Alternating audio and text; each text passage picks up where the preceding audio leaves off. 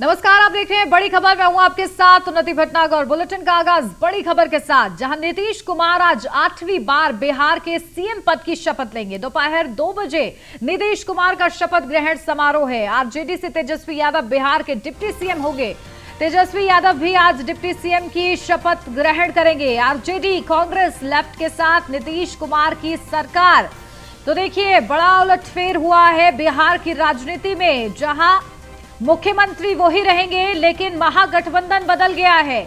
जहां देखिए आरजेडी के साथ नया गठजोड़ बनाते हुए मुख्यमंत्री नीतीश कुमार फिर से शपथ लेंगे मुख्यमंत्री पद की, और उन्हीं के साथ तेजस्वी यादव उप मुख्यमंत्री पद की शपथ ग्रहण करेंगे। तो देखिए, बीते 2 दिनों से जिस तरीके से उथल पुथल चल रही थी बिहार की राजनीति में, और उसका असर कल से ही देखने को मिल गया, जहां नीतीश कुमार ने अपने मुख्यमंत्री पद से इस्तीफा दिया और आज दोबारा से वो मुख्यमंत्री पद की शपथ ग्रहण करते नजर आएंगे। 8वीं बार बिहार के सीएम पद की वो शपथ ग्रहण करेंगे।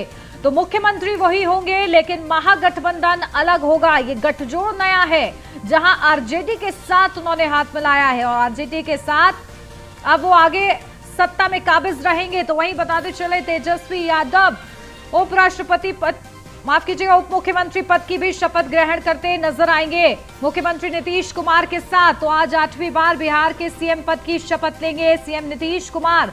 दोपहर 2 बजे का वक्त मुकर्रर किया गया है जब नीतीश कुमार का खास शपथ ग्रहण समारोह होगा। आरजेडी से तेजस्वी यादव बिहार के डिप्टी सीएम होंगे।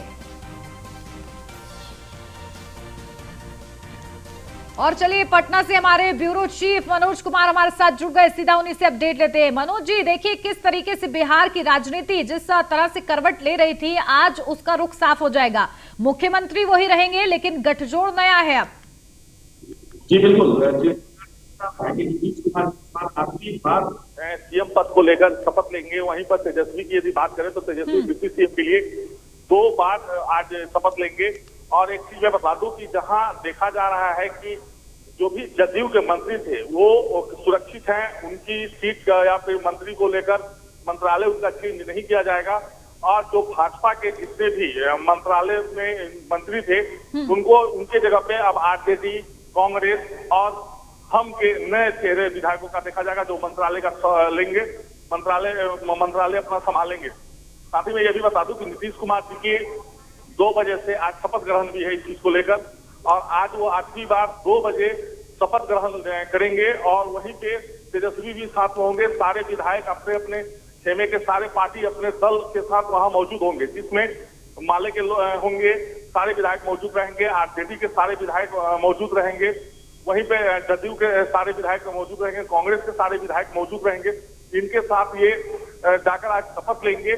और ये नीतीश जी का ये 8वां शपथ है। और ये अजीब सी करवट जो बिहार मिली है उस पर भाजपा के सारे लोग अब तक चुप्पी साधे हुए हैं। जी बिल्कुल, देखिए, और इसी शपथ ग्रहण का इंतजार रहेगा। ठीक है मनोज जी, बने रहिए आप हमारे साथ। लौटती हूँ आपके पास ज्यादा जानकारी के लिए। बिहार में एक नई गठबंधन की सरकार बनने वाली है। अब नीतीश बीजेपी के साथ नहीं बल्कि आरजेडी के साथ मिलकर सरकार बना रहे हैं। ऐसा नहीं है कि नीतीश कुमार और बीजेपी की राहें अलग होने की स्क्रिप्ट 1 सप्ताह या 1 महीने में तैयार हुई है। इसकी शुरुआत तब हुई जब एनडीए में शामिल वीआईपी के सभी 3 विधायकों को तोड़कर बीजेपी ने अपनी पार्टी में मिला लिया। तब से नीतीश चैत गए और इसी बीच महाराष्ट्र में उद्धव सरकार का गिरना और आरसीपी सिंह से बढ़ती बीजेपी की नजदीकियों से नीतीश और डर गए। फिर उन्होंने खामोशी से अपनी राह पकड़ ली और खेला कर दिया। देखिए खास रिपोर्ट।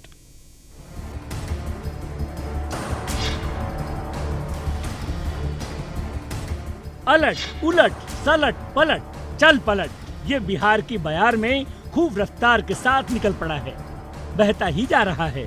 समझ ही गए होंगे, उन्हें हम छेड़ नहीं रहे हैं, बस यूं ही ये बात कहकर उनकी राजनीति पर सबकी बात छोड़ रहे हैं। बस बिहार की राजनीतिक समझ वाले सागर के गागर में यही बात तैर रही है, चल पलट। किसके लिए है ये? समझ ही गए होंगे, हाँ वही बिहार में काबा, नीतीश कुमार बा वाले सुशासन के खेवनहार सुशासन बाबू नीतीश कुमार ने सुसंस्कृत सुसज्जित तरीके से सुस्वागत के सियासी मौसम को सुसंगत तरीके से एडजस्ट कराने में कामयाबी हासिल की है। कल तक अपने आरजेडी वाले तेजस्वी यादव नीतीश कुमार को पलटू राम कहते आघाते नहीं थे। पलटू राम जैसे करिश्माई शब्द के निर्माता तो तेजस्वी के पिता लालू यादव रहे हैं। इसलिए इस शब्द की उत्पत्ति पर एकाधिकार तेजस्वी यादव को ही मिलता है, लेकिन उनके हृदय ने परिवर्तन की राह को अपनाया है। 22 अप्रैल से ही नीतीश कुमार ने पलटू राम चाचा कहना छोड़ दिया है। इसलिए ये मत समझिए कि राष्ट्रीय जनता दल वाले ऐसा कह रहे हैं, बस वो तो इस शब्द के निर्माता हैं। इस शब्द को तो किसी और ने हाईजैक कर लिया है। पिछली बार जब नीतीश कुमार ने पलटी मारी थी तो तेजस्वी सत्ता से बाहर हो गए थे, इसलिए नीतीश कुमार भी पलटू राम हो गए थे। लेकिन इस बार उन्होंने फिर पलटी मारी है, तो इस पलटी का फायदा आरजेडी को होगा और नुकसान नेचुरल अलायंस पार्टनर बीजेपी को। तो आखिरकार बिहार में खेला हो गया। बीजेपी और जेडीयू के बीच गठबंधन टूट चुका है। सीएम नीतीश कुमार को फिर से उनकी पार्टी पीएम मटेरियल बताने लगी है। नए स्वरूप में नए गठबंधन के नेतृत्व की जवाबदेही के लिए नीतीश कुमार जी को बधाई। नीतीश जी आगे बढ़िए, देश आपका इंतजार कर रहा है। यही बात लालू प्रसाद की बिटिया रोहिणी आचार्य की बातों में भी झलकता है, जिसमें वो कहती हैं, राज तिलक की करो तैयारी, आ रहे हैं लालटेनधारी। अगर आने वाले वक्त में राज तिलक तेजस्वी के माथे पर सजेगा तो नीतीश कहां जाएंगे? जाहिर सी बात है, ये डील शायद आरजेडी और जेडीयू दोनों पार्टियों के बीच हो चुका है। बिहार की सत्ता आरजेडी को मिलेगी और केंद्र की ओर रुख करेंगे नीतीश कुमार। यानी सीएम नीतीश की वो पुरानी कसक, जिसकी उन्होंने खुद तो कभी चर्चा नहीं की, लेकिन उनके दल के नेता गाहे बगाहे कहते रहे हैं। आरजेडी भी उन्हें पीएम पद का दावेदार बताती रही है। 2013 में भी जब बीजेपी ने नरेंद्र मोदी को पीएम पद का उम्मीदवार बनाया था, तो नीतीश ने इसका विरोध करते हुए बीजेपी से गठबंधन तोड़ लिया था। तब भी कहा गया था कि नीतीश भी पीएम मटेरियल हैं। 2015 में बिहार में महागठबंधन की जीत के बाद भी उन्हें पीएम मटेरियल बताया गया। यानी बिहार में नीतीश ने एक तीर से कई शिकार किए हैं। बीजेपी से पल्ला झाड़ा और आरजेडी के साथ मिलकर सरकार बनाने की तैयारी कर ली है। और तो और 2024 में नीतीश बनाम पीएम मोदी का मुकाबला असंभव भी नहीं दिख रहा है। अभी कुछ दिन पहले की ही बात है, गृह मंत्री अमित शाह ने ऐलान किया था कि 2024 के लोकसभा चुनाव में एनडीए पीएम मोदी के नेतृत्व में चुनाव लड़ेगी। दूसरी तरफ विपक्ष अभी एकमत नहीं है, यानी वहाँ वो दावेदारी वाली कुर्सी खाली है। पहले तो कई बार नीतीश पीएम पद की दावेदारी को हंसी में टाल गए थे, लेकिन इस बार शायद वो सीरियस हैं। 2024 के आम चुनाव में अभी 1.5 साल का वक्त है। बिहार में चर्चा है नीतीश 2024 में पीएम पद की दावेदारी करेंगे और राज्य की कमान तेजस्वी को सौंप दी जाएगी। तो 2024 में मोदी के सामने होंगे नीतीश। तो पश्चिम बंगाल की मुख्यमंत्री ममता बनर्जी की मेहनत का क्या होगा? पीएम नरेंद्र मोदी से उनके आमने सामने की लड़ाई का क्या होगा? क्या सपना टूट जाएगा? और कांग्रेस के युवराज राहुल गांधी का क्या होगा? क्या होगा केजरीवाल और केसीआर का?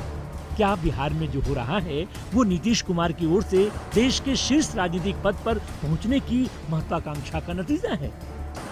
Bureau report, news 1 India. तो देखिए, बिहार की राजनीति में उथल पुथल जो मची थी, आज 2 बजे जब नीतीश कुमार 8वीं बार मुख्यमंत्री पद की शपथ ग्रहण करेंगे, उसके साथ ही थम जाएगी। लेकिन बड़ा सवाल है कि आगे क्या, और इसके लिए देखिए लगातार हमारे साथ हमारे ब्यूरो चीफ मनोज कुमार बने हुए, सीधा उन्हीं से अपडेट लेते हैं। मनोज जी, देखिए नीतीश कुमार ने ये जो बड़ा दाव खेला है, इससे उन्होंने जता दिया है कि वो माहिर है। जब भी वो इस तरीके से अपना पाला बदलते हैं तो कुछ बड़ा परिवर्तन लेकर आते हैं। लेकिन क्या जो उनकी ख्वाहिशें हैं वो यहीं रुकेंगी, या फिर जिस तरीके से लगातार चर्चाएं हैं कि पीएम पद की दावेदारी के लिए वो आगे बढ़ेंगे? आगे की क्या रणनीति है? देखिए, जहाँ यदि बात करें नीतीश कुमार की, तो नीतीश कुमार के प्रति अलग अलग दल के लोग अलग अलग बातें कर रहे हैं। यदि बात करें चिराग पासवान का, तो चिराग पासवान का मानना है कि ये राजनीतिक हत्या कर रहे हैं, कोई विकास वगैरह करने वाले में से नहीं है, ये कुर्सी कुमार के तौर पे है। तो भाजपा का लोगों का कहना है कि ये कुर्सी के लिए कुछ भी कर सकते हैं, सिर्फ विकास का सिर्फ दिखावा होता है। यही आरजेडी के लोगों को ये मतलब विपक्ष में वहां पे उल्टा बोलने का काम करते थे। आज वही आरजेडी के साथ जो दामन थाम लिए, कांग्रेस का हमेशा शुरू से ये विरोध करने का काम किए हैं, आज कांग्रेस उसका दामन थाम चुके हैं। तो ये देखा जा सकता है कि बिहार में कि विकास की जहां तक बात रही, तो भाजपा के साथ और जदयू के साथ रहकर भी उन्होंने क्या विकास किया, ये बिहार की जनता जानती है। आरजेडी के साथ होकर पहले भी आरजेडी के महागठबंधन के साथ भी उन्होंने बिल्कुल। देखिए मनोज जी, इसी को राजनीति कहते हैं, जिससे किस तरीके से विपक्ष में खटपट रहती थी, लेकिन अब वो राहें जो है मिल चुकी हैं। आगे किस तरीके से काम किया जाता है देखना होगा। बहुत शुक्रिया आपका तमाम अपडेट के लिए।